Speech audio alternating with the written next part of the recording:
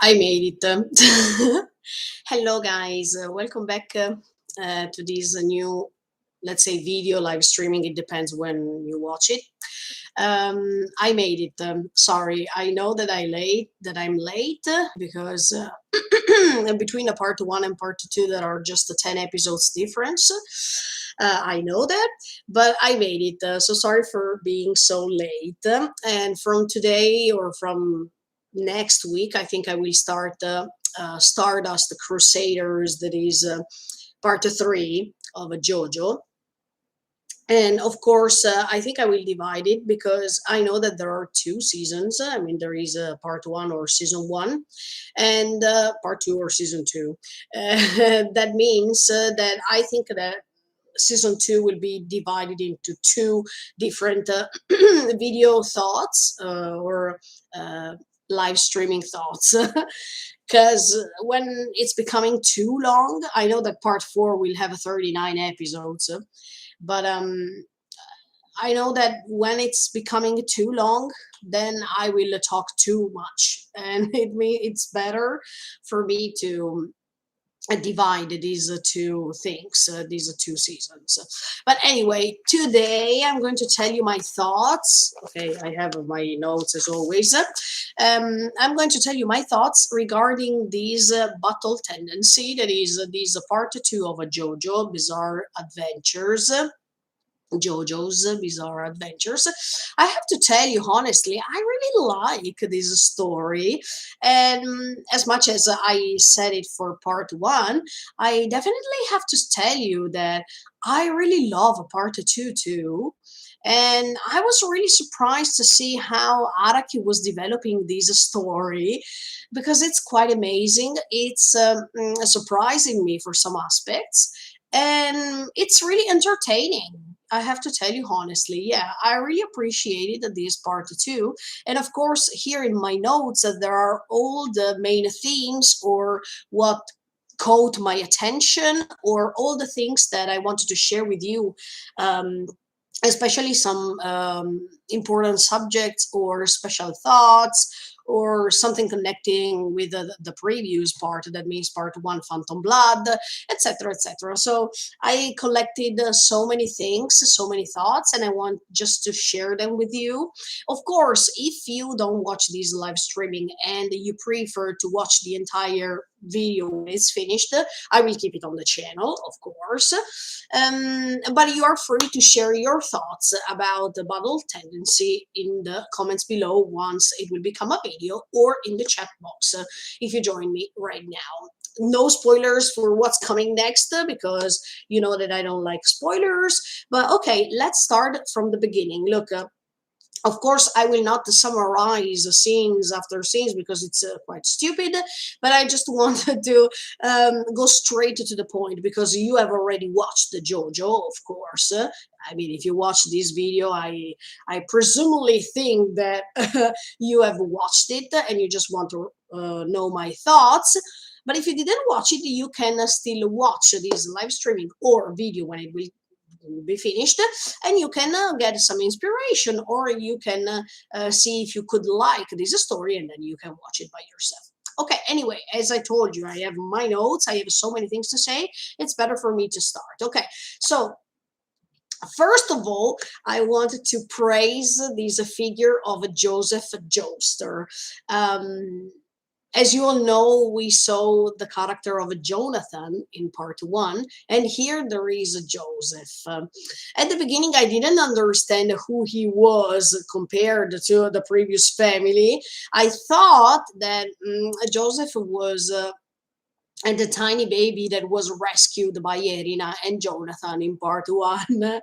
But then we discovered that it's not like this. I mean, he is not that boy or that tiny baby girl that was saved in the last episode of a Phantom Blood, because later they will explain you, of course. But we discover since the beginning, I have to say, that he is the nephew of Jonathan. That means that Erina is the grandma and Jonathan is the grandpa. And later, of course, they explain what happens, but the first thing I noticed since the beginning regarding Joseph is that he's completely different from Jonathan for some aspects, and he has many things in common with the Jonathan on the other side. If I have to describe him totally, I mean, after watching Bottle Tendency, I have to say that he's quite smart and intelligent. I mean, he has this strategical mind that is beyond the limits. He can plan things randomly. I mean, I would have never thought what he planned throughout these all these 10 episodes. I was really surprised, and I wanted to praise even the author. I mean, Araki Sensei, I think that he made a job. He made a great job here, because I sometimes, when I watch anime like this, in which they are projecting things, they are thinking about smart ideas or smart way to run away from the enemy or to defeat the enemy. I'm so surprised, because I say, look at these authors, they have great minds to create characters like this with such a strategical mind that I would have never thought to reach that that mind, that type of mind. So I want to praise Araki, because I think that this mangaka has a great polyedric and super intelligent mind to create stories like this, and I really appreciate his talent. I will tell you later what I like about Araki Sensei, and what I really, what I was really amazed of. I think, yeah, he is a great mangaka, and we should all respect Araki. Also, because as for Phantom Blood, I told you that he's inspiring lots of other mangaka later, and of course, even here there were some connections that they were absolutely, how can I say, obvious to me, but we will analyze it later. Okay, regarding Joseph, yes, I was telling you, I think he's really smart, really brilliant. He has a great and a strategical mind. He is able to go beyond his limits. No matter what, because the most important thing is to protect his dear people.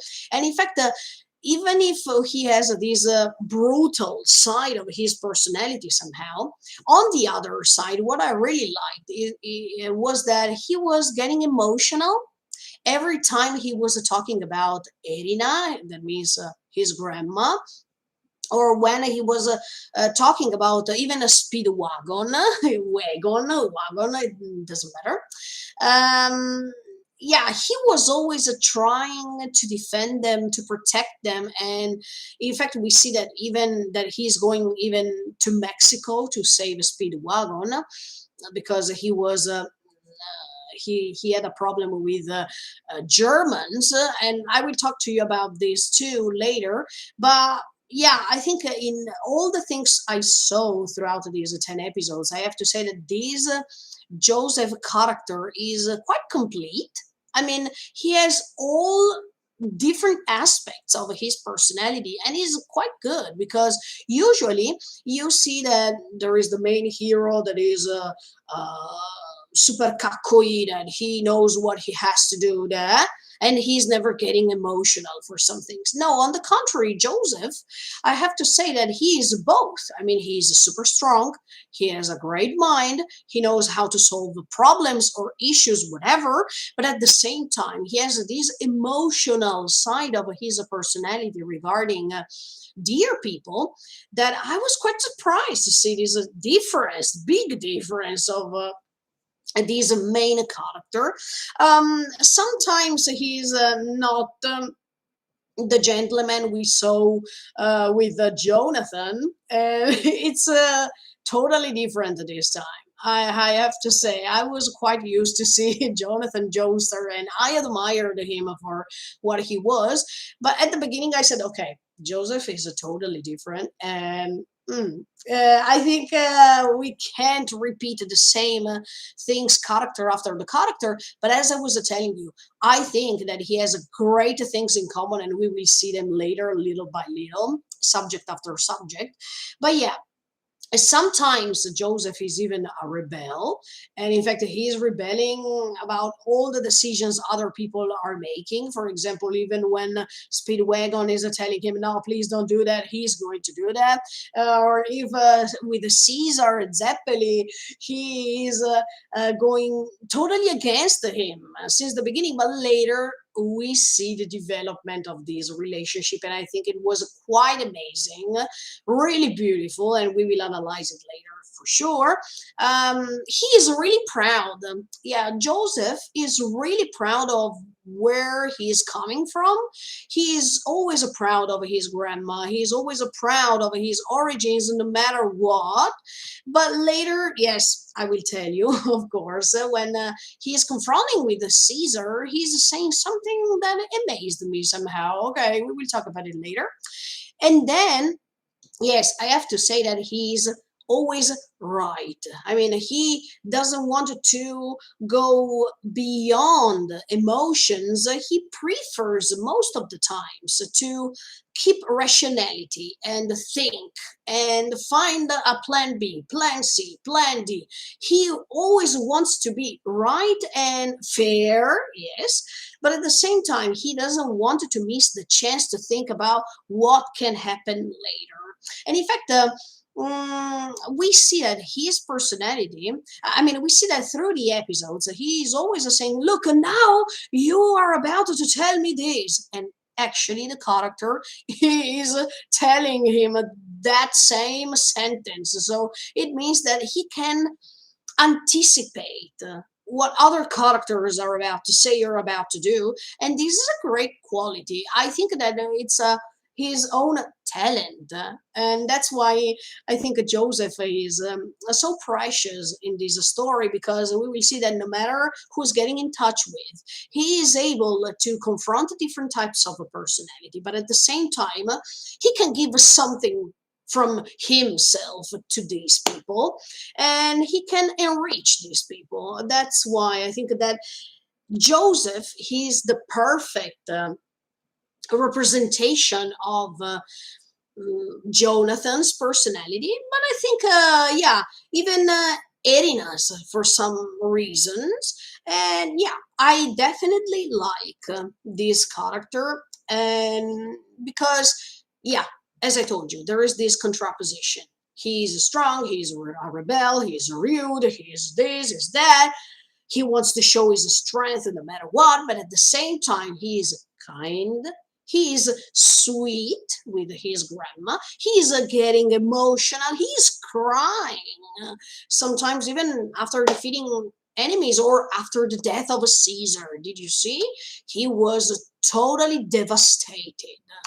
Um, I like him. Yeah, absolutely. As much as I like the Jonathan for some reason, for Joseph, I have to say that I like for so many things that I told you already. And yeah, I think this was a great character.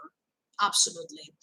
Another theme I wanted to analyze with you that we find, yeah, at the beginning of this story, I mean, at the beginning of this part two, and I was amazed by how Araki was able to describe this theme that is realistic, that is happening even now that we are in 2021, no matter if here we are in the late 30s, I mean 1930s, that means before the Second World War. And I think that this theme is racism. Here, especially in the beginning of this, at the beginning of this story, in the first episode, I guess, yeah, we see the first example of racism when Joseph is trying to rescue Smokey. We see how police was totally against the black people, and they were trying to express their supremacy on them. And this is realistic because it happened even in America last year, if you remember, last year or 1 year and a half already, with George Floyd. You all know what I mean. But yeah, that specific scene reminded me this. I mean, it reminded me the fact that even if 70 or 80 years passed already, nothing changed because we still have problems right now, that they are common, that they are a problem, they are an issue even now, and we didn't learn from our past. We didn't learn from our mistakes. And this is quite clear, but not just the episode regarding the first episode in which sorry, not the first example that I gave you right now. That means when Joseph is trying to rescue Smokey. And I really like the attitude that Joseph had towards these policemen, because it was really kakoi. Yes, he was really handsome. I really liked this attitude he had. But another example was the restaurant. Do you remember when Smokey is already rescued and they are still in New York? This reality of New York was well represented, I guess. I think it was very realistic and full of details, and that's why I really like how Araki was portraying this in his story, because it was not something malicious, it was just the representation of what it was, and that's why I like his style for sure. But yeah, even in the restaurant when Erina, Joseph, and the Smokey they are eating, over there is another scene of racism that was quite clear and quite disgusting, let me tell you. But I appreciated this for the same reason that I told you some seconds ago. I like realism. I like when a mangaka they can bring something that is realistic to their stories, because the more realistic you are, the more the viewers can confront themselves with the story itself, and they can start thinking. They can try to find their way to understand what's good and what's wrong, what should be done and what should not be done. I think this is quite inspirational.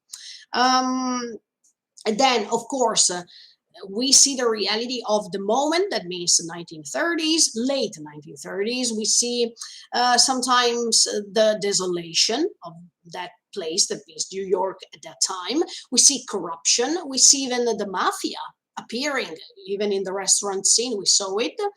And we see, yes, racism, all these problems that are characterizing America in that period, they were quite clear to me, quite obvious, and well represented, as I told you. So I wanted to praise Araki Sensei for this, because, um, yeah, I think even the mafia thing in the restaurant scene, it was definitely something that he couldn't avoid.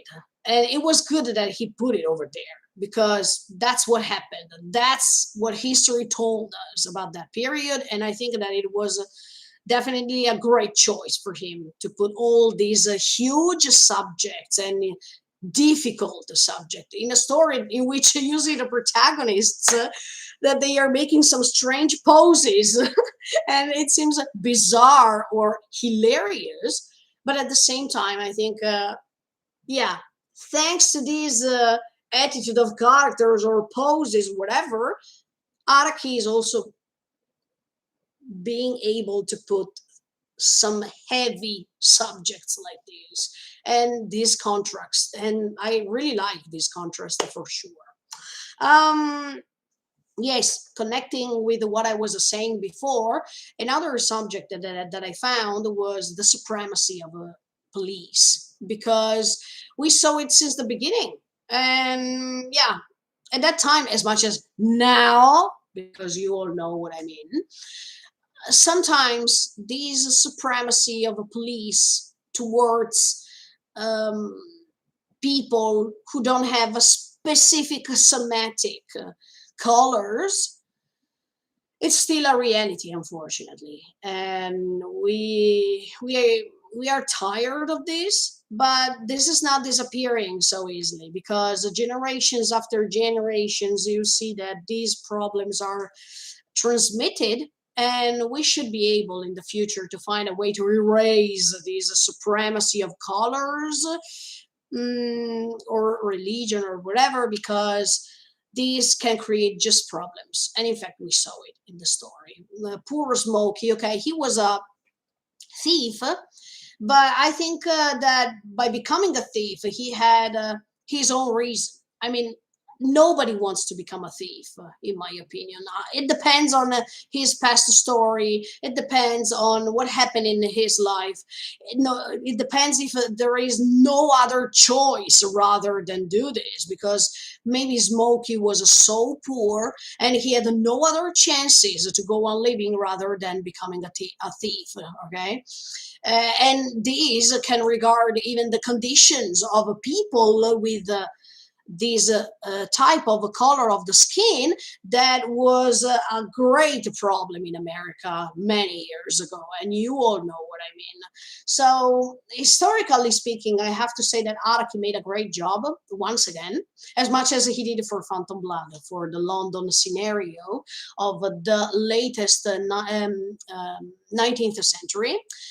I think, yeah, even here, even if it was a little bit more recent, it was nice to see how he put things into an historical setting, and he could be able to develop this story he wanted to go on with, thanks to this too. Um, then, um, yes, another important thing that was analyzed in this part two was this eternal beauty and the fear to age. And we saw it with Strazo that he was coming from Phantom Blood, and he was a friend even with a speedwagon, and he was a friend with Jonathan too.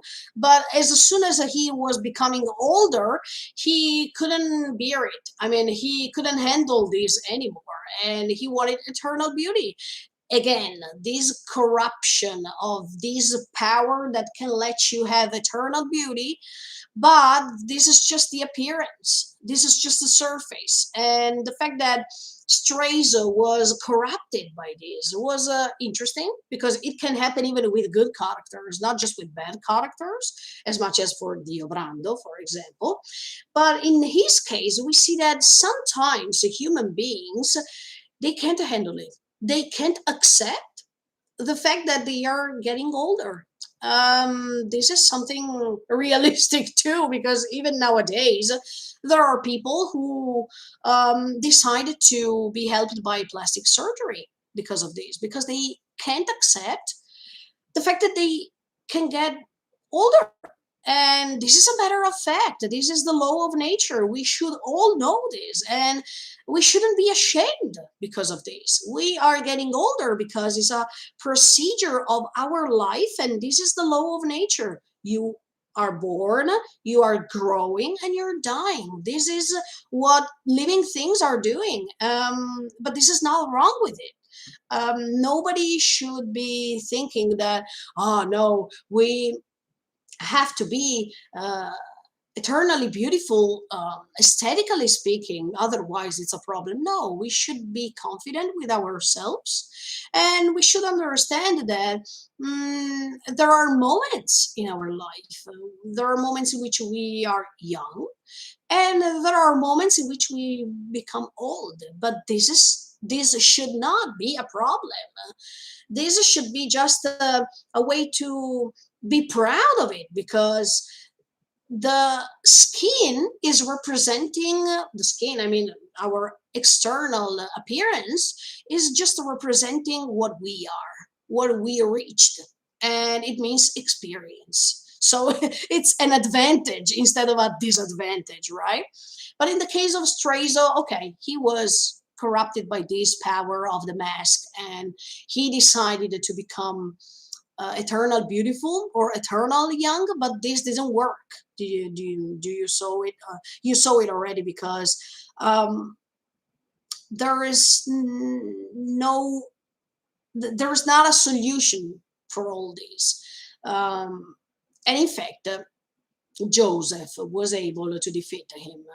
Um, but even later, yes, we see that these statues, these Hashira, and when I heard the Hashira, I was like, again, I think, okay, I think the Demon Slayer took a lot of inspiration from JoJo somehow. And I already told you in Phantom Blood what I thought that um, there were these inspirations, but here I think it was quite clear, okay, with the Hashira thing. I was like, no, come on. For some reason, by not watching JoJo, as I was telling you, even in the Phantom Blood video, I thought, okay, this is a great idea. I mean, Demon Slayer created something good, but if at that time I was watching JoJo, probably I would have said, "Oh, come on, Demon Slayer, you copied the JoJo. See the difference?" I'm so happy now that I am following JoJo because I feel quite ashamed because I didn't do it before. But sincerely, yeah, I think Demon Slayer took a lot of inspiration from JoJo, not just by the thing it's representing, but also because of um, because of the words they are using in Demon Slayer, for example, the kokyu, I mean, the inspiration, I mean, the respiration thing, the breathing techniques, but even hashira, even the control of a breathing, the control by focusing regarding this breathing technique, the hashira thing, this way to use material, and thanks to that, or even elements, natural elements. So I think, yeah, Demon Slayer took inspiration from Araki, but there is nothing wrong. I mean, it's just how the way to praise a good work like this. So yeah, I don't find it a problem, but at the same time, I would like in the future to see stories that they are original. Okay, they can tell you something a little bit different, because if you keep copying things from the past, I don't think this is something good. In the case of Demon Slayer, I hope that I will find some other things that are not related always to JoJo, because otherwise I would say, okay, once again, here we are. But anyway, yeah. Um, this thing of eternal beauty, I go back 1 second, it regarded even these Hashira, because you know that even Santana, that is one of them, he was trying, thanks to this power, to become eternal beautiful, or to create this great and immense power. But then another thing, we understand that these people who want these immense and huge power of eternal beauty, and they wanted to make a power up, let's call it like this, they also have limits, because they think that they don't have, but they have. In the case of Straizo, he had limits because Joseph could beat him really soon. Do you remember in that scene, still in New York? But in the case of Santana, the sun was the problem. So as you can see, you are trying to become better of the best, and always trying to improve your skills, blah blah blah blah blah. But you don't have to underestimate the thing that probably there has to be a limit. There has to be something that you didn't think about. And we saw it even with the other Hashira, because Joseph was really smart, as I was telling you at the beginning, and he always had a plan B, plan C, plan D, plan Z, till from A to Z. And these Hashira, even if they thought that they had lots of experience, lots of, I mean, a long life, because they were living 10,000 years or 12,000 years, as you could see, someone could replace them. And when they were talking about something like this, even with the Wamu and with the cars, I remember this even in Vinland Saga, because if you remember what Ascelado was saying to Thorfinn, suddenly he was saying, look, there will be one day, or something like this. Okay, now I don't know the perfect sentence, but he was saying, there will always there will always be someone who's going to surpass some others. And he was referring to the Roman Empire. Do you remember when the Roman Empire was defeated, and the Roman Empire was so huge, and it was the empire of the world at that time, because there was nothing else better than them, and the Roman Empire was extending its dominion too much that it was something unbeatable. Okay, but then something happened. And yeah, I remember those Ashilat's words because they are totally true. You can't think that you are invincible forever. Somebody else or something else is about to happen to you, and you will be defeated, because that's the law of nature, too. It's impossible that you have the perfect being, that you have someone, even during a battle, during a war. All people are, they hope that they are invincible, that they can win all wars. But that's not going to happen, because someday, one day, there will be someone or something that is going to defeat, or that it's going to make you feel as if you are disillusional, because you will understand that your time is finished and it's time for something else, maybe something more, I mean, smarter, or something more intelligent, or something more strategical to come and to defeat you. This happens not just between human beings, or between Hashira and Joseph in this case, but even in the animal world, even in all living things, this is happening. So I think even in this case, human beings should accept this limit they have, because we always think that we um, can go beyond our limits, that we are able to become invincible. No, even in this case, just uh, the same thing that happens with the eternal beauty, we should be proud to be human, and we should accept what we are. We cannot become invincible. We have limits, and we should just be able to accept them, because this is the only way in which we can overcome them. Okay, so I told you about this, and I think this was a really great theme, because not just in JoJo, but even in many other stories, I can just uh, make a quotation with Code Geass. But even look, even with Naruto, even with Full Metal Alchemist Brotherhood, even I think with all the stories I was following till so far, and even in my previous experience, yeah, I can tell you that power is always tricking people, because by the fact that human beings are limited, they always want something that can let them become unlimited. I mean, immortal. Okay. And this is why I think many mangaka they like to portray this theme and to make it as the main theme, because we all human beings would like to have more years to live. We would like to have or we would like to become stronger in some situations. We would like to become invincible. Yes, we have this instinct, we have this will to become something that we are not, and it's portrayed not just in manga, they are portrayed even in movies. When they make superhero movies, people, I mean, human beings, they like to see on the screen someone that is invincible, someone that has all the characteristics that all human beings would like to have. But then we should realize, we should go back, we should step back and understand that yes, we are what we are, and we just should accept it. That's what I believe.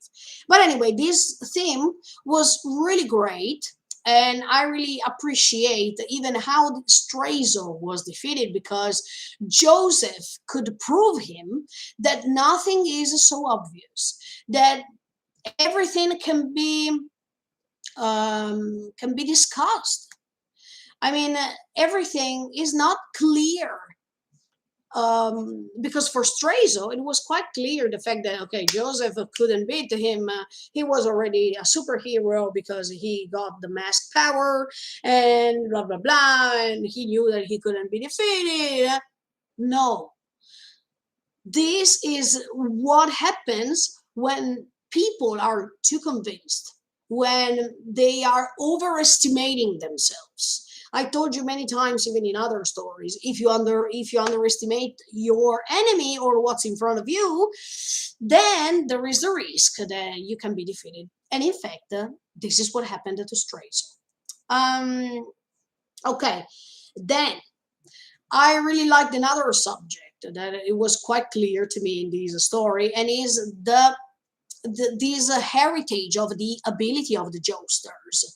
Because we saw that even if Jonathan was his grandpa, Edina was following this project to that had to be fulfilled. That means to transfer this knowledge that Jonathan had to even to Joseph, and she kept the promise because at the end of a Phantom Blood, she was saying, I will promise you, Jonathan, that I will transmit everything of you to this baby boy or baby girl. I don't know, but then later we understood who that baby girl was. And yeah, the fact that there was this transmission of knowledge from Jonathan to Joseph and this heritage of ability, I really think that it was something great. And thanks to that, Joseph could gain some things in common with the grandpa. Not just because there was this transmission of info or transmission of heritage, yeah, let's call it like this, but also because it's something inside his DNA, okay? And these can be transferred just thanks to the DNA, just genetically speaking. But both things helped Joseph to make it till the end. And I think, yeah, I think Jonathan would have been proud of him, but he would have told him, you should be more gentleman. Because sometimes Joseph is not so gentleman as much as Jonathan. And these, I already explained you in the previous video, this concept of a gentleman. That is not the typical and usual I think we think about this term, this word, but it was really nice to see how Jonathan could create his own vision of being a gentleman, and that was a totally different from Joseph. But somehow you can still find a little bit of a Jonathan in Joseph in many ways, and I will go on by telling you when specifically. Then, yes, another theme that is a constant, I mean, that you can find it everywhere, but for real, everywhere, especially recently, in my opinion, is this cycle of things, this repetition, this loop that is never ending. And even in this case, we found Jonathan versus Diobrando and versus his comrades. For example, even yeah, do you remember the Knights of Queen Elizabeth? Yes, in Phantom Blood. But then here we find a Joseph against Straiso, Joseph against the Hashira. So we always find the protagonist versus the antagonist, and we find this thing that can let Joseph be able to release his power, his final power, because we already talked about it in Phantom Blood, this instinct to survive.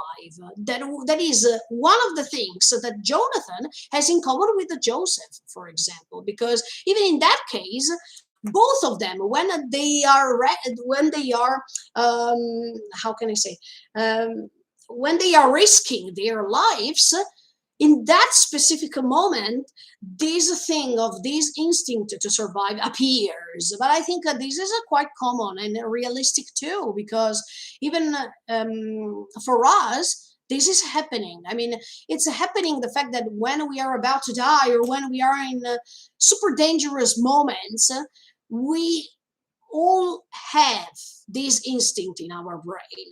And this was quite beautiful too, even in this case, because as I told you, I like realistic things. And this is quite realistic. I don't know if you had a dangerous moment in your life, or if it happened to you that you had to reveal to yourself this instinct to survive. But I think everyone has this in our selves. I mean, in what we are, because this is also the same instinct that animals have. And so why not? I mean, why we shouldn't have? I really like this thing. I really think that, yeah, going back, talking about this cycle that is repeating, this loop is part of this fate dedicated to the Joesters. I mean, to have not a long life, even if Joseph was going against these predictions, and he was an exception, let's say. But this thing that is repeating, I mean, this loop that is never ending between the Joesters and these entities, these supernatural powers or supernatural beings that want to defeat this dynasty of the Joesters, this loop that is repeating is quite interesting, because I think even in part 3 and part 4, something like this is about to happen. And yeah, will we be able to interrupt this loop? We still don't know. I think we should reach the end of JoJo, and I think it will take lots of time.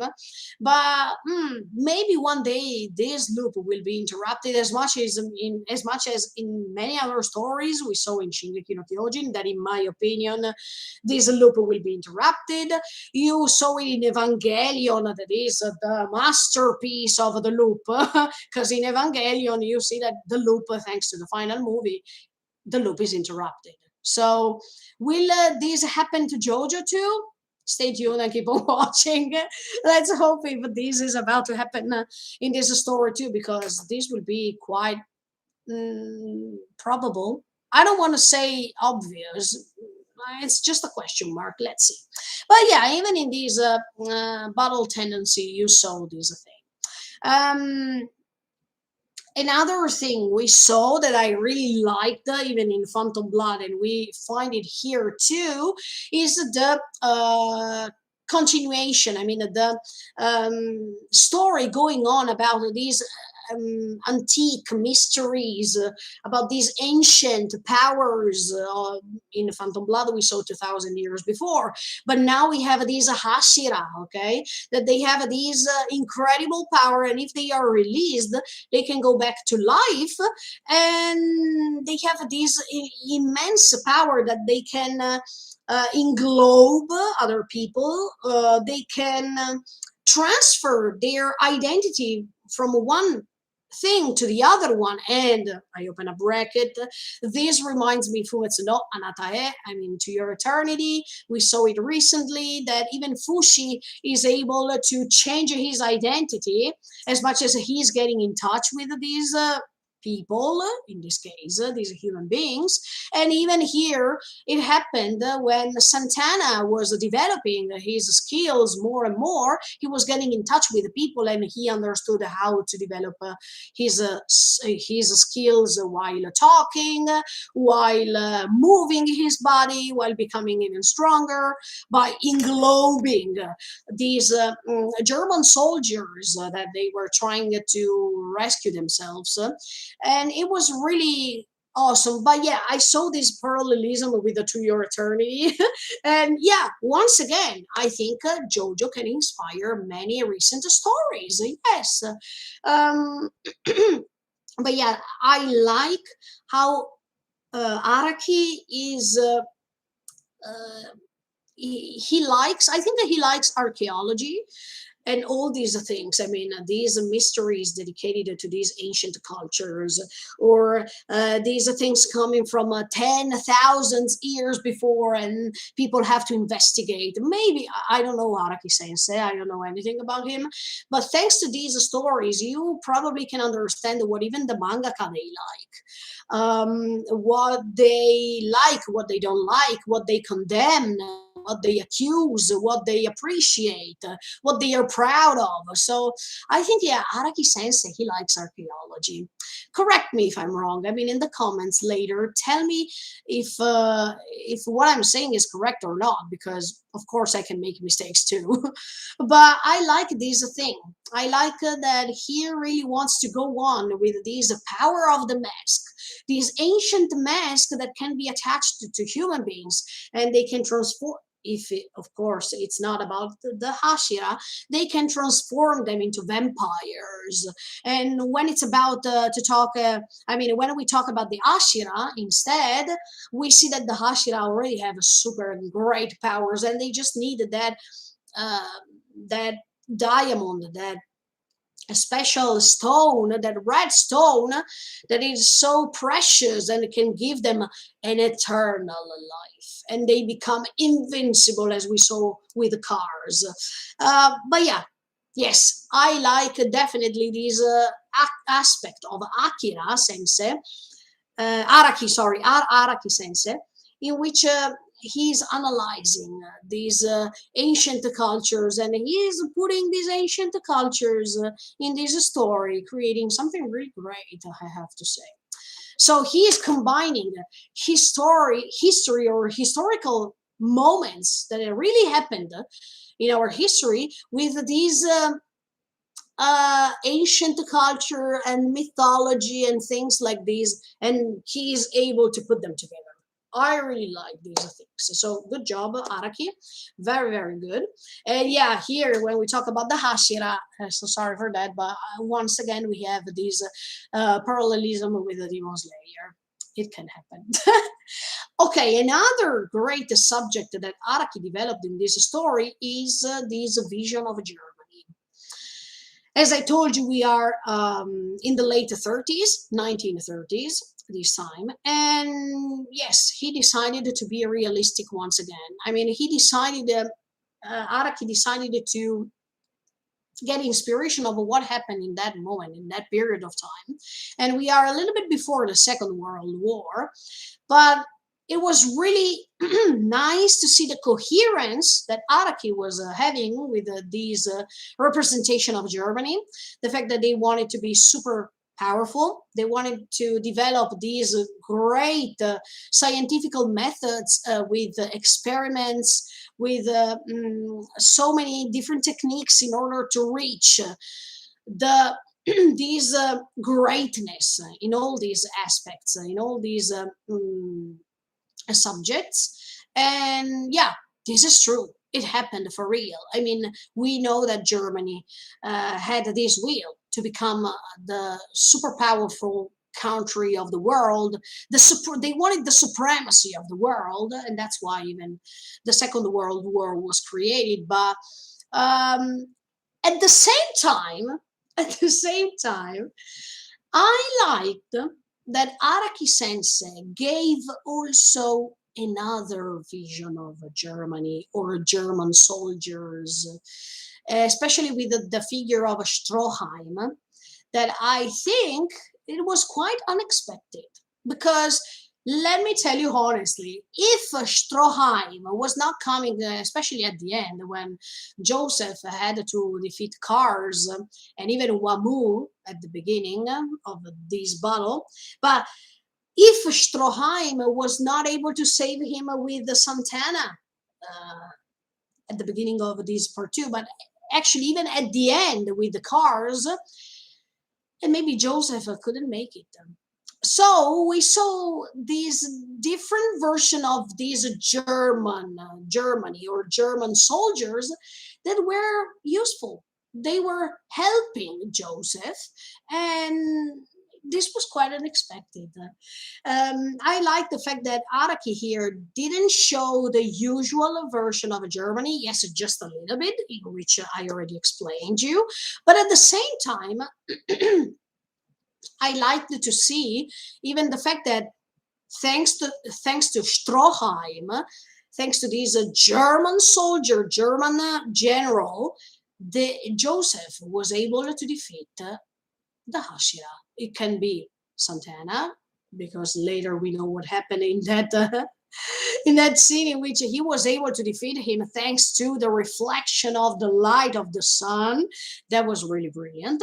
But even at the end with the cars, with those projectors of light, of UV light, yes, as you can see, great inventions, great abilities could help Joseph to reach the end and to be able to beat cars. Even when they are next to the volcano, there was always a Stroheim, even if it was already becoming a robot more than a human being. But I liked that thing because it was unusual, it was unexpected, and it was something different than usual. So I appreciated this. Um, okay, another thing I wanted to say always regarding these German soldiers is that, and I repeat this thing that I already explained you before, the fact that they underestimated this Ashira. They underestimated Santana while they were in Mexico because Stroheim was so self confident, and this was the typical attitude of the period in which they were living in, where Germany was considered already a superpower, a super country, okay? A country with a super powers regarding these weapons, these tortures, measures, and things like this. So they were so self-confident that they didn't want to think or to believe that that hashira, that thing that was released by this statue was something that was unbeatable. They could beat him no matter what and how much they wanted. No, they felt this illusion, especially when they understood that Santana could have this ability um, to pass from one thing to the other one, from one human being to the other one, that he was able to collect these human beings and becoming more powerful or more conscious. So yeah, there is this problem. When you don't know one thing, don't underestimate it, because then there is the risk, as I told you, that something bad can happen to you. And in fact, to Stroheim, something bad happened in Mexico because he was underestimating Santana. He was saying, no, well, we can beat him, and all these walls are protecting us, so don't worry. No, he was underestimating this. Another thing I wanted to appreciate about this story is how Araki was able to talk about this process of evolution. And yeah, I already talked about it before, but I just wanted to underline this. This process of evolution in this story was essential because these Hashira could be able to gain their power the more they went on, getting in touch with getting in touch with what was around them. But this process of evolution was also dedicated to Joseph, because Joseph at the beginning was skilled, yes, but he was not the proper. I mean, he was not. It was not the proper time to show his real talent and his real skills until there was the training part, as always. And I think, yes, this was a part of this process of evolution too. He was able at the end of the story to collect everything he could be able to learn throughout his experience and find a way to defeat even the strongest Hashira, that is cars. I really liked that too. As always, Araki Sensei likes to give some anatomic details, some scientific details, some physics details that I really liked. And look, in this case, even some literature references like that of Plutarch, that was a great literature man in the ancient cultures, and I really like that. because he always has this ability to create references, to explain in detail things that are happening. That means that it's not something fake or something that can't be explained just because we are in a superhero story, thanks to these Hashira, etc., etc. No, he always has an explanation for things. He always gets the help from the narrator to this omniscient voice that is coming from the backside to explain things and to create details and details in which you understand what happened. Actually, this is really beautiful. There are people who love these type of stories. I mean, who like stories in which everything is detailed, everything is explained, and everything has an explanation or something that is evident. Okay. And there are some other people who say, okay, even if you don't explain me everything little by little, I don't care. I like it anyway. If I have to be honest, I like both things. I mean, I like the fact, I mean, I like stories in which they explain you everything in detail. And I also like stories in which I need to find the explanation of things. In this case, I really like it. Yeah, I think Araki made a great job by explaining. Sometimes I was laughing because he was explaining everything, all that was happening thanks to scientific methods or thanks to physics laws. This was really beautiful to watch and to hear specifically.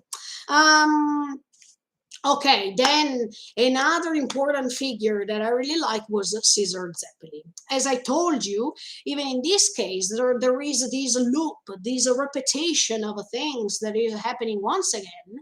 And as much as we saw Jonathan, that was helped by Zeppeli in Phantom Blood, here we see that at the beginning, Caesar doesn't have a great connection with Joseph because they don't like one another since the beginning, but later they are able to reproduce this loop, this repetition of events, and Caesar is becoming a great partner to Joseph, as much as Zeppeli was a great partner for Jonathan in Phantom Blood. But yeah, I like Caesar because when Joseph is going to Rome, the first scene in which we meet the Caesar is when he's trying to fancy a girl. He's trying to capture this love from this girl. And I really liked the fact that Araki, who is a Japanese man, wanted to try to portray this difference in cultures, because we have the Italian culture, in which yes, I can talk about it because I am Italian. And then we have this English culture because of Joseph. He's from England somehow, even if he's living in New York, then he has some roots that are coming from England because of Jonathan, his grandpa.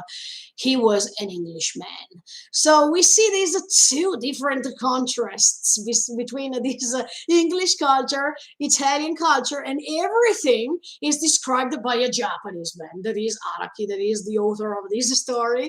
That was really amazing to watch. Also because, let me tell you, let me tell you honestly, even here, here Araki was following the stereotypes a little bit.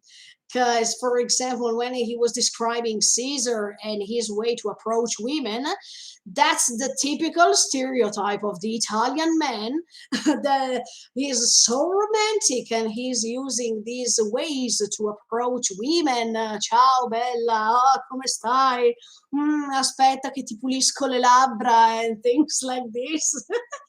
That was quite funny to watch because, let me tell you, Araki, this is more or less a stereotype. I mean, not all Italian men are behaving like this, not at all. And even the fact that he was describing the English typical way, that means to be reluctant to approach women in that way. They don't like it. It's too aggressive. Uh, too exhibitional.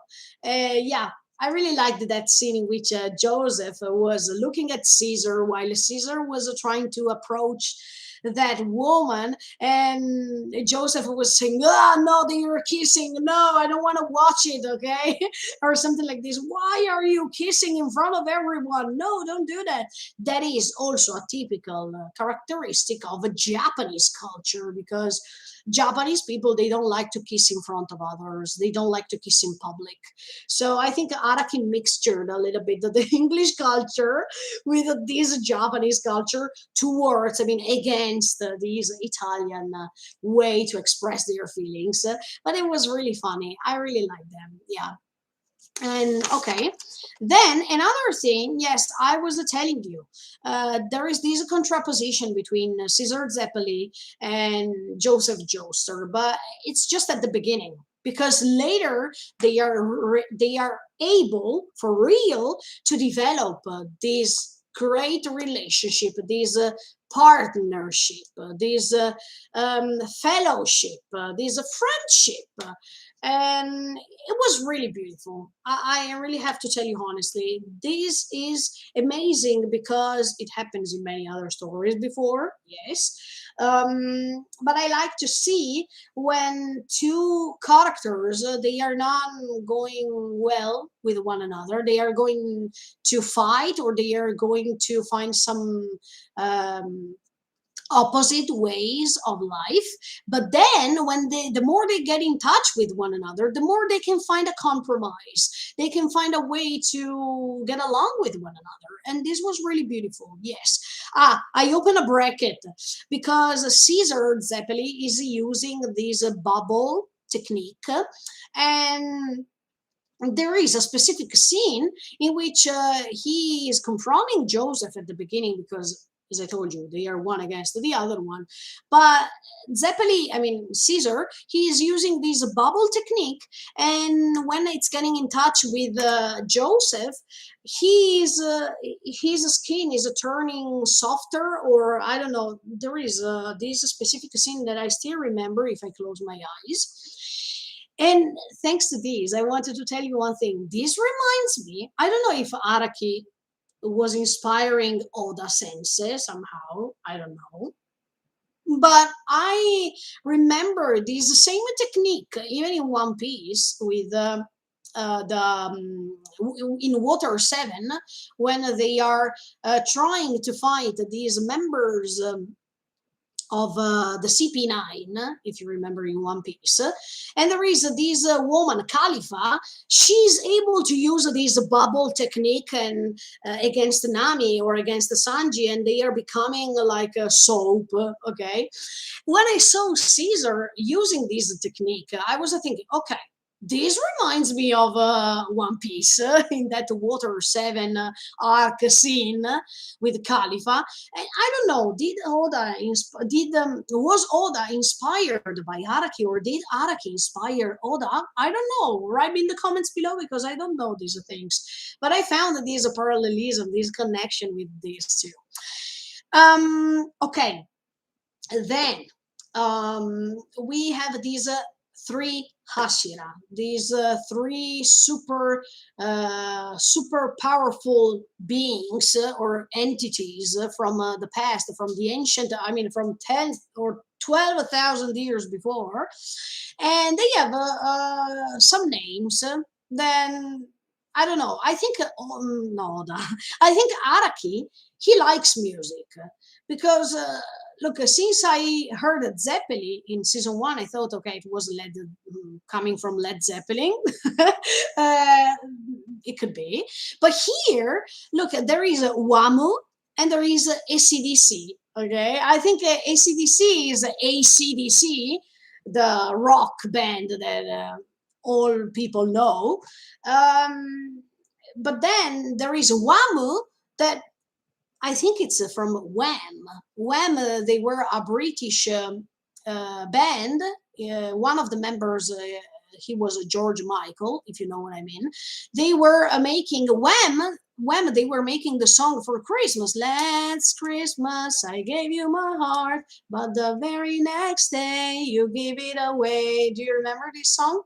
And Wham made that song. So I think, okay, Cars, I don't know. I can't refer it to someone specifically in the music industry, no, but these two, okay, I thought, okay, maybe Araki, he likes rock music, he likes heavy rock music or things like this, because every time there is this reference of rock music or rock bands, tell me if I'm right or wrong, but what about Cars? I don't know Cars, what's the reference about this? I don't know. But okay, even in this case, sorry, I go back to the main subject. Talking about these Hashira, even the fact that we have these number three, the perfect number, okay, and in fact all these three statues, when they are released from these sleep mood they had so far, they want to become immortal, they want to become perfect. So even the decision to put these number three, sorry, I have to drink a little bit but okay, these number three, the perfect number. Or look, I found even something different, the position in which these statues are,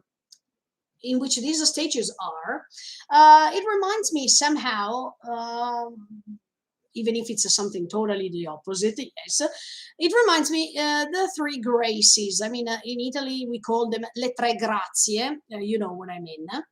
If you check the statue of these three graces, le tre grazie, you can understand that even in that case, they are a beautiful statue with the three women, and in this case, they are three men. So I don't know if Araki wanted to make this connection somehow, or this is just my imagination. It can be. Don't worry, it can be. But I like these thing, the number three, the perfect number, and all these things. Yeah, absolutely. Um, oh, okay. Now, I wanted to tell you one of the things that Joseph has in common with Jonathan, because the more we go on, the more I can tell you, following the story step by step. There is one moment in which Mark, that is one of the friends of Caesar, is dying. And in that moment, I remember that Joseph is having the same feelings as much as Jonathan had when his father was dying. That means the fact that he's not able to do anything to prevent this death, the fact that he feels useless because he couldn't save Mark, and even Caesar couldn't save him. So this is a sort of repetition, because even in that case, when George Joestar, that was the father of Jonathan, died, even in that case, Jonathan felt as if he was useless, as if as if he couldn't do anything in his power to save him. And yeah, I found that this connection between the two, even if I told you Joseph and Jonathan, they are a little bit different. But in these cases, we can find many things in common. And one of the things in common is this. I definitely think so. Um, then another thing we found in this bottle tendency is vengeance. I mean, the tendency not just to bottle, but the tendency to get their revenge. And in fact, after Mark is dead, Joseph is doing everything that is possible to try to rescue the situation, try to defeat um, his name Wamo at the beginning, yeah, because they are confronting him, and yeah, I think that moment was really great, because even in that case, when everything is when everyone is desperate, when everything is over, you always find the hope. You always find the way to solve the situations. And I think that Joseph was similar to Jonathan, even in that moment, because when you think that everything is over, when you think that you're hopeless, when you think that everything is in the worst moment ever, you always find the way to solve things. Thanks to your inner power, thanks to what they couldn't teach you, something that is your own thing, your own talent. And I think even this is something that Joseph has in common with the Jonathan. The fact that he is able to find his own will, his own talent, his own skills inside himself. This is really beautiful. And it's quite inspirational even nowadays, even for us, human beings without powers. We can always find the strength in ourselves to solve bad situations. Mm, Let me tell you, I think that human beings can be superheroes somehow or sometimes. Not because we have these superpowers that are quite evident that we can see with our own eyes, but because we have our inner strength. And this inner strength can help us to defeat all the worst situations ever. So even human beings, they have special powers, but we have to do our best to find them inside ourselves. And we should not feel desperate because all of us have this special strength. We just have to find it. We just have to reach the proper moment in which this super and great power inside ourselves is revealed. That's what I think. So that's why I like Araki, because even if he's talking about Hashira, even if he's talking about these super creatures coming from 10 or 12,000 years before, they are talking about Joseph. And even if he's using this technique with the waves, these concentric waves, he is also finding this will inside himself. So it's not just about these techniques he can develop, it's also because of what he really wants to do and how strong he is towards hardship. This is the main thing, I guess. Sorry, I drink a second because ciao, ciao, 77791, ciao. Oh, and then, um, another great theme. I mean, another great appearance is no, sorry, another great theme. I made a mistake because I checked something that was coming next. Another great theme is the theme that we saw even in Phantom Blood. That means this great relationship between the teacher and the students, and even the training subject. I think this is appearing everywhere in all shonen stories, in all shonen manga, battle shonen. I wanted to remark this, even if this battle shonen term it doesn't exist in manga because we don't have battle shonen. We invented this term, but these in these shonen stories in which in the manga you see that there are lots of battles, and that's why maybe in the west world we call them a battle shonen. You see, oh, you always see this thing, you always see the training part, you always see that there is the sensei, I mean the teacher and the students. You always see that in order for the main protagonist to reach or to develop his or her own skills, he or she has to train, or he or she has to develop his skills in a certain way. It's not, everything is not obvious. It's not that the main hero has already the powers and he or she can already defeat everybody. No, there has to be this training part that is essential. And in this case, we have the figure of Lisa Lisa. That look at the beginning, I was okay. I was like, okay, she is this teacher. As much as Zeppeli was training Jonathan throughout his own life in order to defeat Dio.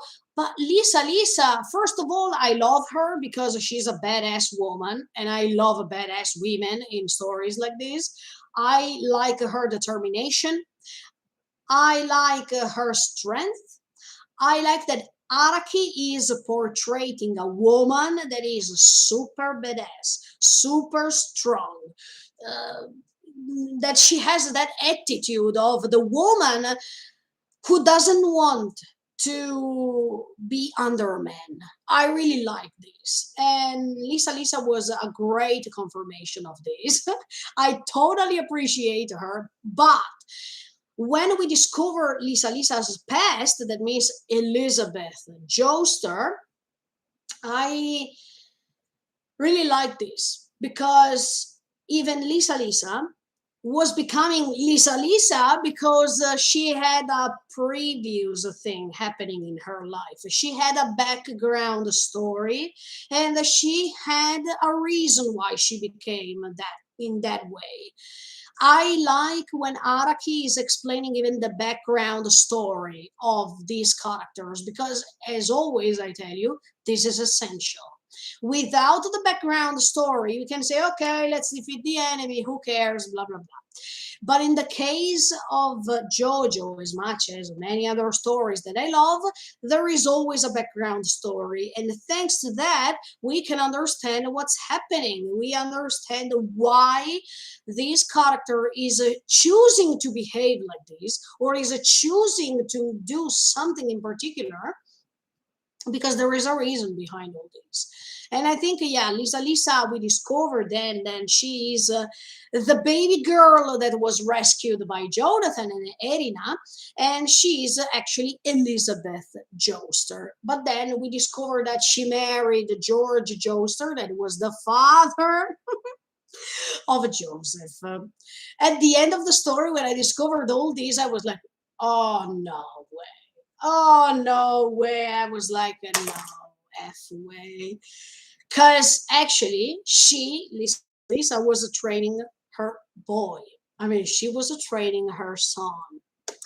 And I don't know if Caesar knew about this. I don't know that because Caesar decided to let Joseph meet Lisa for the training part. So I don't know if Caesar knew that or if it was just a coincidence, a misfortune, the coincidence.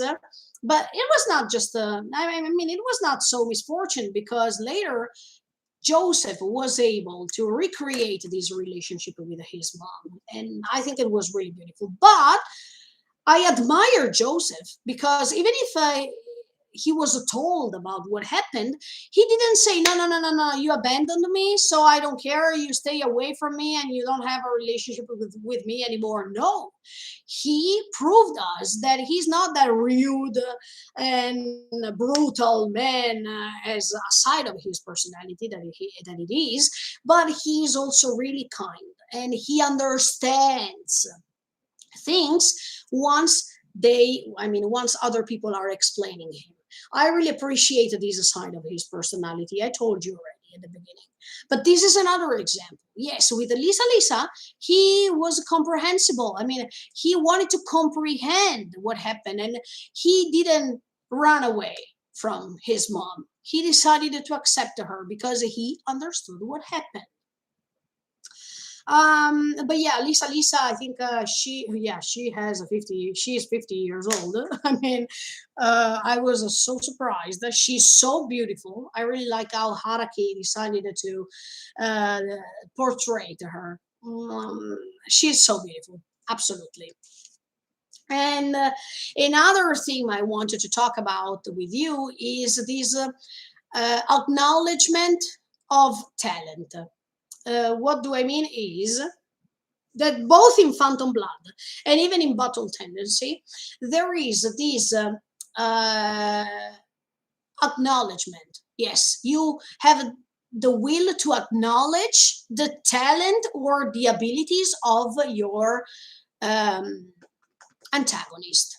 And this is so great because usually we have the perception, we have the thought that the protagonist is always going against the antagonist because I am better than you are better than me, you can't defeat me, blah, blah, blah, blah, blah.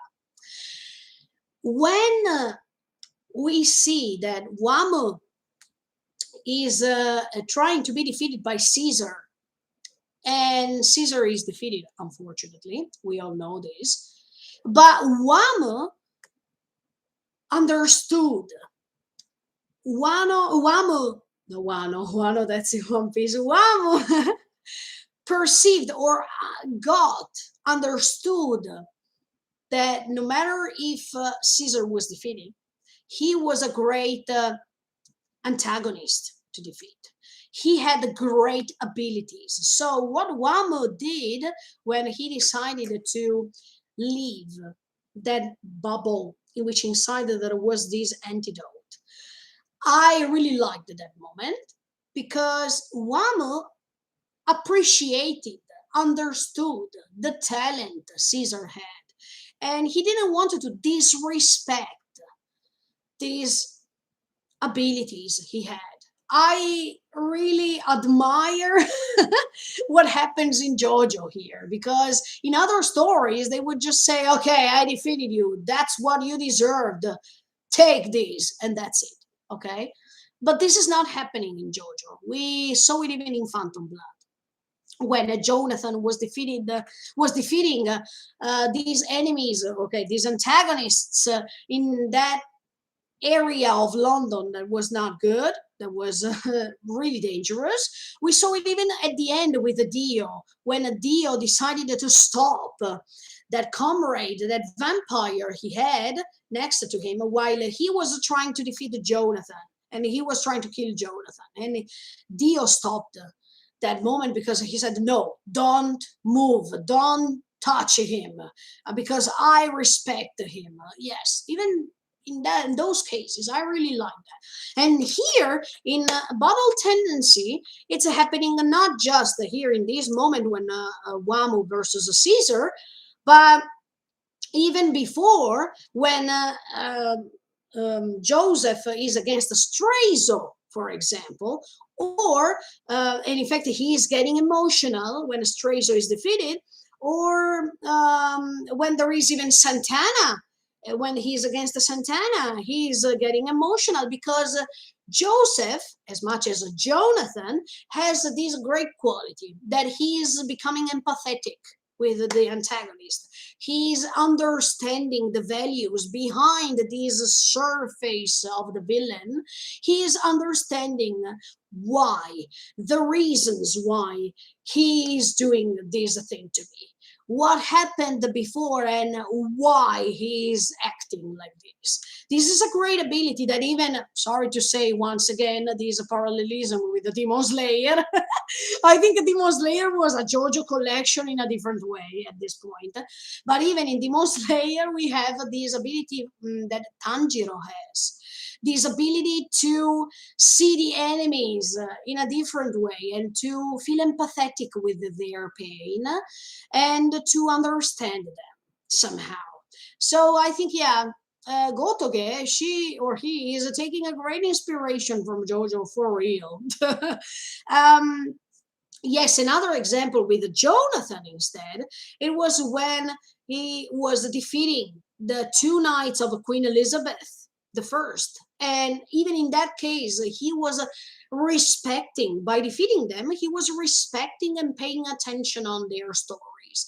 As much as here, when Joseph later is defeating Wamu, or when, yeah, he was defeating ACDC, even in that case, both of them, Joseph was paying lots of respect, and he was proud because he said, no matter if I defeat you, I understand your pain. I have this bizarre feeling, and even here in this part two, we have this concept of what bizarre is. Because, yes, sometimes, even in real life, when we say that something is bizarre, we laugh about it. But here in JoJo, when something is bizarre, it makes the character, the main character in this case, feeling strange, feeling something that is unbelievable to them. And this is another way to see the word, the meaning of the word bizarre. I really like this. Absolutely.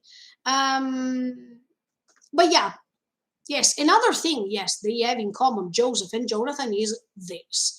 the way to be empathetic with their enemies, the way to get in touch with their enemies, antagonists or whatever. And I really like them because they both have a respect for the pain these enemies felt, just because they were great antagonists. I mean, great warriors to try to defeat them. And this is something great. This I really admired. This, yeah. Another thing I wanted to say is this thing that Araki is perpetrating. I mean, he's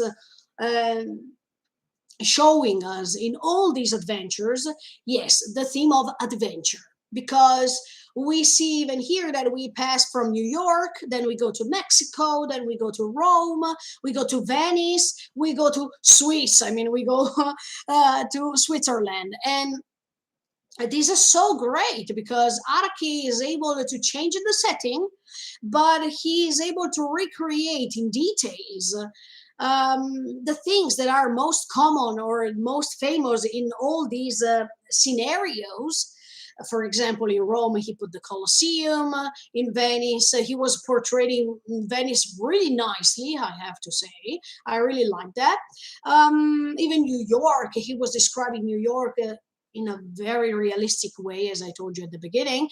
Even Mexico, he was putting the usual, how can I say, prototypes of a people, or even these details like the sombrero, or things like this that you can understand, the cactus, you can understand we are in Mexico, okay? That was really nice. Or even, yes, the fuku, I mean the dress, the clothes that they were wearing.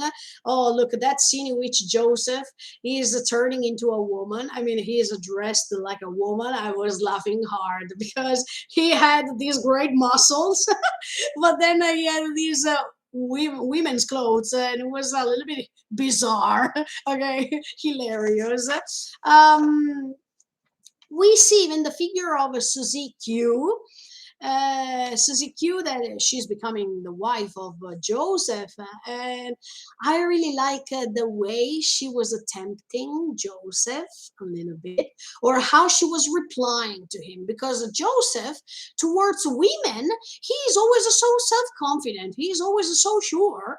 But like in the case of that scene in which they are still in New York, and I think he is against Strazo still, or against yes, Strazo, yeah, and they are on that bridge, and he pretends to say something bad about the woman that she is with Strazo, and she's about to be killed by him, and he's saying, "No, look, even if you kill her, I don't mind. Who cares?" and things like this. And when he's rescuing the girl is slapping on his face and he's saying, "You want me to be dead?" Something like this. And he was so surprised. So Joseph has this attitude, except for his grandma, because his grandma, look, when he's with his grandma, he's becoming like a puppy. I mean, his attitude is changing so much. And always, and even in that case, always in those moments with his grandma, you can see the contrast. Okay, I think Joseph is the perfect representation of a great teddy bear. He can be strong, but even so cute. But yeah, with the women, Joseph, he has this attitude of, "Oh yes, I am the man here. Oh look, you can do nothing against me." But then he is saved most of the time by women, and he is under women. Let's think about Erina. We think about Lisa, because at the beginning when he met Lisa, he was so sure, "Oh, okay, another woman," something like this. But then Lisa revealed such a great power that he was like, "Okay, I got it." And even Suzy Q, in her way, she was able to reach Joseph somehow, and it was really beautiful to see. Yeah. But Suzuki, you have a problem. I mean, you made a big mistake. You didn't reveal that Joseph was alive. And that scene, I was laughing too, because everyone was believing that Joseph was dead. And they were during his funeral when he appeared, and everyone was like, "Am I dreaming? Is it this? Is this a ghost or something?" I was laughing so hard yesterday when I saw this final episode. That was really awesome. Mm, okay, then okay, going back to the main themes. Um, okay, we reach an important subject, something that is really essential, not just in JoJo, but even in other stories. That means when you act with rationality or when you act because you're too impulsive. We saw this even in Dragon Quest, for example. I give you the Pop versus Dai example. No, the Pop versus Hunkeru and many others. But yes, here we have rationality. That means Joseph, because he likes to think, he likes to get in touch with plan B, plan C, blah. He likes to meditate, he likes to think even while he's fighting, and this is a great ability he has.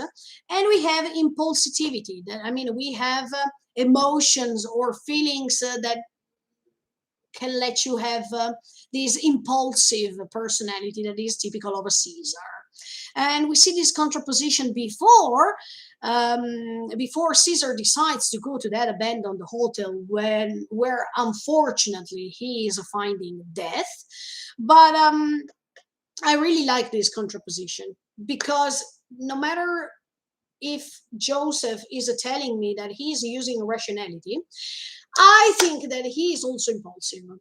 He has a little bit of impulsivity too, and he's showing us this throughout the episodes. So this rationality versus being impulsive is always a leitmotif of many other shonen. But the thing is that Joseph here is making somehow the same mistake that he was making even at the beginning of this story. That means to underestimate what he has in front or to judge things without knowing. And it's happening because we didn't know Caesar's background story. He also didn't know anything about the Caesar's background story, what happened in his life, why he was turning something like this, and why he wanted to get this revenge for his father and especially for his grandfather. So when Joseph was saying, look, why do you want to have this revenge for people you don't know? Okay, if we stop a second and if we judge this sentence, this is a little bit true. I mean, if you don't know a person directly, if you didn't get in touch with him or her, why you wanted to have this revenge? Because of what? I mean, if you don't know a person, if you didn't have the chance to know this person, and even if you were not emotionally connected with this person, why do you want to have your revenge? This is coherent, okay? But Joseph at that moment was too impulsive. He was not using rationality, because if he used the rationality, he would have thought, wait a second, okay, maybe he's doing this because of something that happened in his past. But at that moment, while he was spreading this will to use the rationality, he made it the contrary. I mean, he made it the mistake to use this impulsive attitude to judge a person in front of him without knowing what was wrong, without knowing the reason why Caesar was behaving like this. And then there was that beautiful episode in which we understand what happened to Caesar and the fact that he was tricked somehow by his own life, because while he was abandoned and while he saw his father going away, he thought, okay, he doesn't have to care about me, he doesn't want to get in touch with me anymore, he abandoned me as much as my mother, they abandoned me. And the beautiful way Araki was explaining this was stunning, because a human being is becoming that type of human being because of what happened in his past. This is not an excuse. I mean, this is not an excuse because Caesar became violent later and he developed these aggressive attitude and this violent way to kill other people and um, to become a leader of a group that everyone was feared, okay, that everyone was afraid of. No, it's not an excuse. But what I'm saying is that Caesar became like this because he was convinced of things that later were denied in front of his eyes. And this was even more terrible if you think about it. If you think about it, if you think about this, sorry, sometimes it's 1 hour and 34 that I'm talking, try to understand me. But if you think about this, yeah, it's even more terrible to understand that everything that you have done was done for nothing because you were convinced about something, but then this is something is revealed to you as a totally the opposite. One comparison that I can give you right now is Code Geass, because Lelouch started his battle of revenge because of what happened to Marianne, to his mom. And later in season 2, we discover that Marianne was totally fine, that she was next to Charles, and he realized that he did everything for nothing. Do you understand what I mean? This thing, to realize that what you did until that moment was because of nothing, is even more terrible than all the rest. So Caesar had also this burden to carry. The fact that he was judging his father so soon, I mean, immediately, and it was terrible. It was something wrong because he didn't have the instruments to judge him for real. And he discovered this at the end.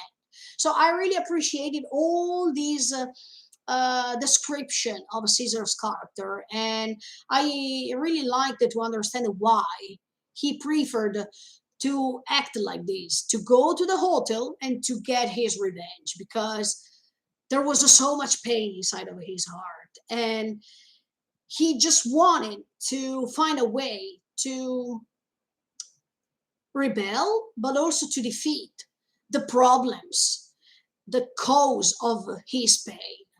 And yeah, it was pretty awesome. I really like that. Plus, another thing that I really admired and I really liked as a scene, it was when Caesar died, because in that moment he understood. I mean, we understand that Caesar was ready to die. I mean, he had probably the same feeling his grandpa had when he already understood that that was his fate, okay? But he was not running away from this. He was facing his fate, his destiny.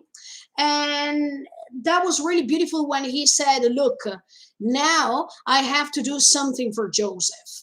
I have to do something to become as much as my grandpa, as much as my father. I want to perpetrate, I wanted to go on with this legacy that this family has, the Zeppeli family has.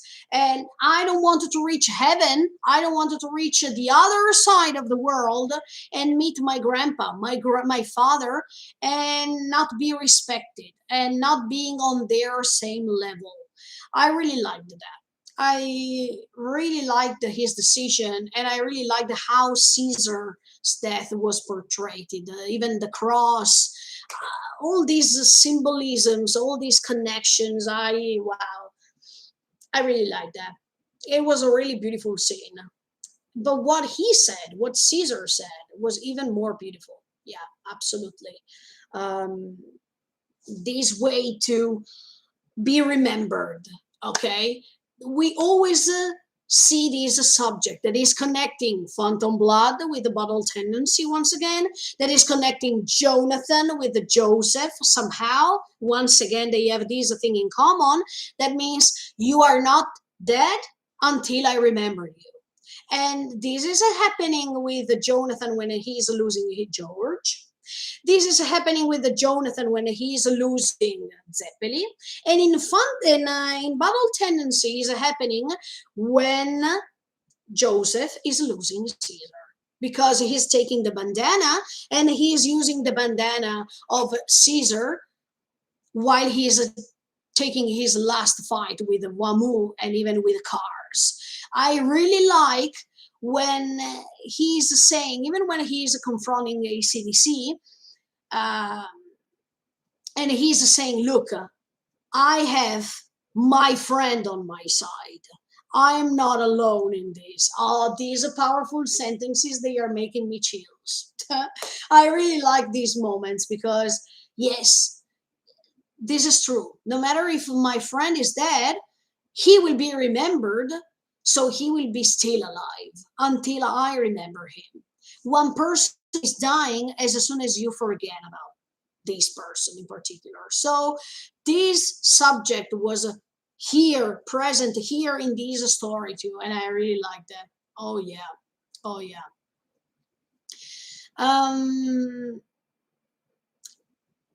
Another thing I want to say regarding Joseph that is going on little by little with the story too is when Joseph likes to keep promises. I mean, to Caesar, Joseph was promising that he would have not taken this antidote until he would have killed, until he would have defeated Wamu. And that's what he did. He kept the promise. And he decided not to choose the easy path. This is something that is totally great. I think Naruto is a great example here because even Naruto was saying the same thing. It's not nice to take the easy path. It's always nice to take the longest path because thanks to the longest path, you can understand you more. You can how can I say, you can develop your skills in the proper way.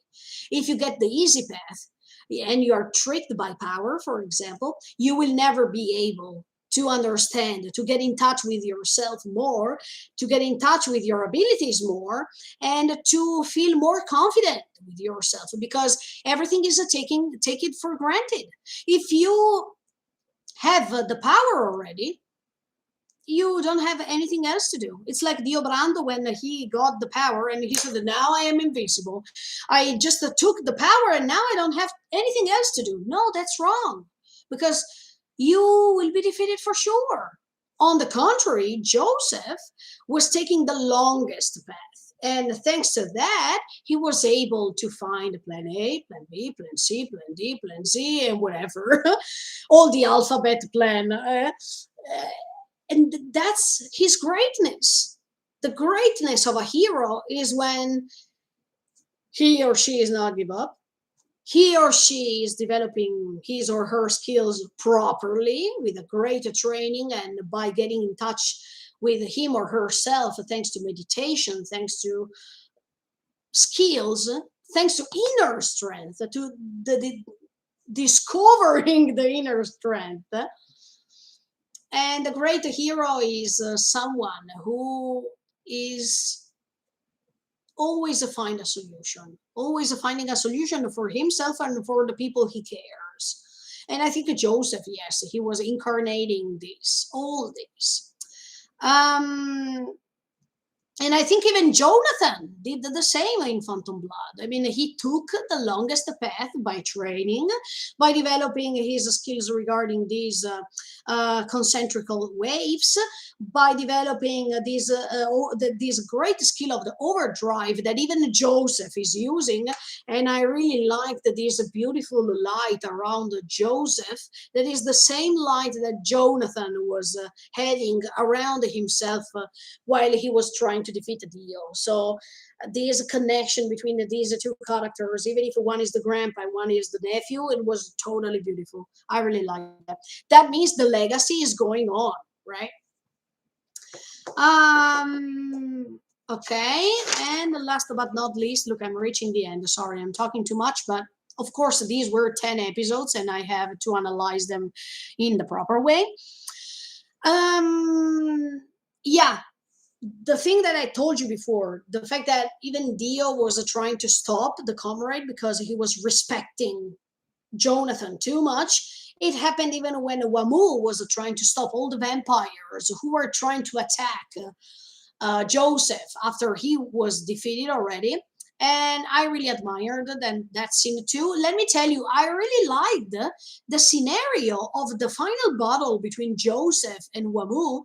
This reference to the Roman Empire or to the Greek Empire, this way to fight that was not typical, because usually you have a one-on-one fight between the heroes in shonen, but here this a reference to the Roman Empire style of a fighting, or even to the Greek, because that was typical of the Greek. In Greek mythology, you find this way in which even Homerus was using this for the Iliad and no Odyssey, no, in Iliad when Achilles, no, I don't know how do you call it in English, Achilles probably, he was having this great battle, and yeah, he was using the same way to fight the enemies. So Araki was simply great to portray this new way of fighting. That was not the usual thing, as always, overdrive, and then waves and waves, or one against the other one. How can I say? A battle between bodies. No, now he was using this way of fighting that it was full of a strategy. I really like that. To be honest, yes, absolutely. I totally liked even how Joseph was finding his way to defeat Wabu. Oh, wow, look. Wow. And even connecting once again with these inner strength, to find the inner strength. Even Wamu was trying to do this when he was deciding to become blind, and to say, no, I don't need the eyes. I know I don't need to be tricked by eyes anymore. I find the solution inside myself, thanks to the wind, but also thanks to what I feel, because psychologically speaking, I can be tricked by the eyes. Yes, this was another great thing to say. I really like that. Oh, sure, sure.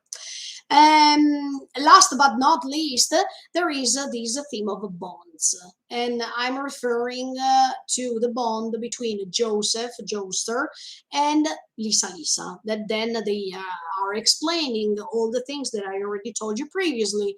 It was really nice to see this theme of bonds. That is a typical characteristic of shonen. In all shonen, you find bonds. Um, and I think it was really beautiful to see even um, all the background story of Joseph, because we didn't know what happened. We didn't know why his parents died. We didn't know why Erina took care of him. We didn't know many things, but later they were all well explained. And thanks to that explanation, we understand even Lisa's character, her behavior, her attitude, etc., etc. Sorry, I forgot to say one thing about Lisa. Yes, we understand this surface Lisa's character has when Caesar is dying, because Joseph once again was judging Lisa too easily, let's say, because he at the beginning he was saying, "Nah, Lisa is not even crying because Caesar is dead." No, she was, but she was trying to refrain her feelings, because at that moment maybe she was also thinking about what happened to her baby boy, to Joseph, and the fact that she had to abandon him. And see, people sometimes they are great to hide feelings, their real feelings, because they have a reputation, or they have their attitude that has to follow, that has to go on like this, that has to be followed in that specific way. But Elizabeth, had this great thing to hide her feelings, but at the same time, she was helping Joseph. In the same way, and this is something, it's like a paradox, because she lost her baby boy, she lost Joseph because she was using the waves and that technique. But at the same time, she gained Joseph back thanks to those waves that she hated so much. So as you can see, the destiny, the fate, the power of a fate that is playing an immense role even in this story. Wow, wow, wow. And then at the end we see we see Joseph that could survive. So this is something atypical, something that didn't happen before. That's great. It means that once again, it means that something, it was that all this was not obvious. And we see that Joseph is growing older, that unfortunately Erina died, because of the age. Even Speedwagon died. But look, the scene of the airport, when Joseph is already older. I mean, I think he is 60 or 70 years old. We understood that from Suzy Q, he had a girl, a baby girl, and now this baby girl, she became a woman, and she married with a Japanese man, and now she's living in Japan. I think, yes, in that moment, Joseph Joestar was like my mom, because because when he was saying, "Look, are you Japanese?"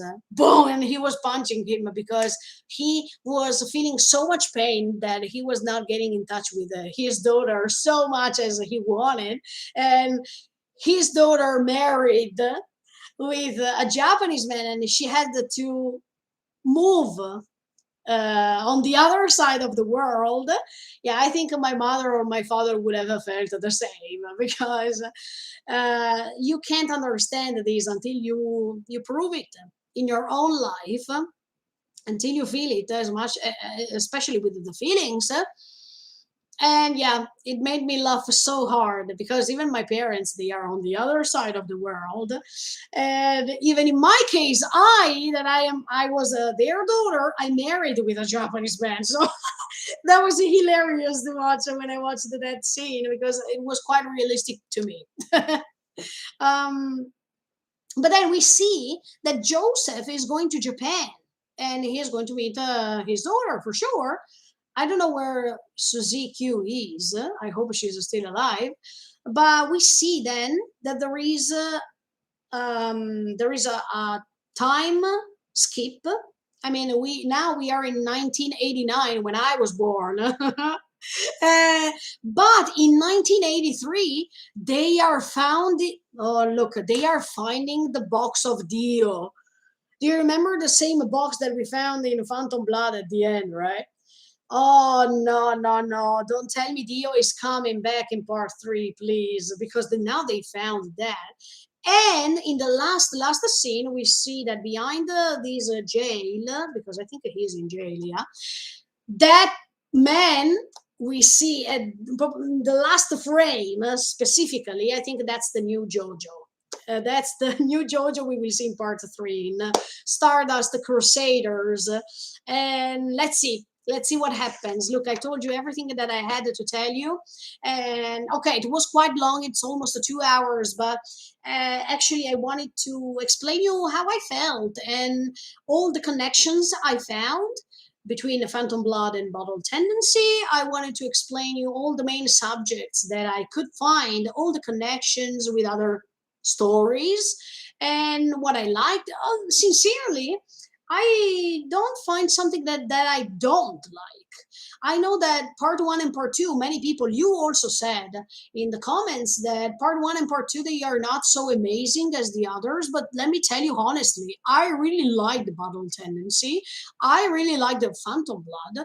Let me see what happens with the Stardust Crusaders. But till now, I really like JoJo because it's a great combination of many different things, and Araki made a great job to put all these things together.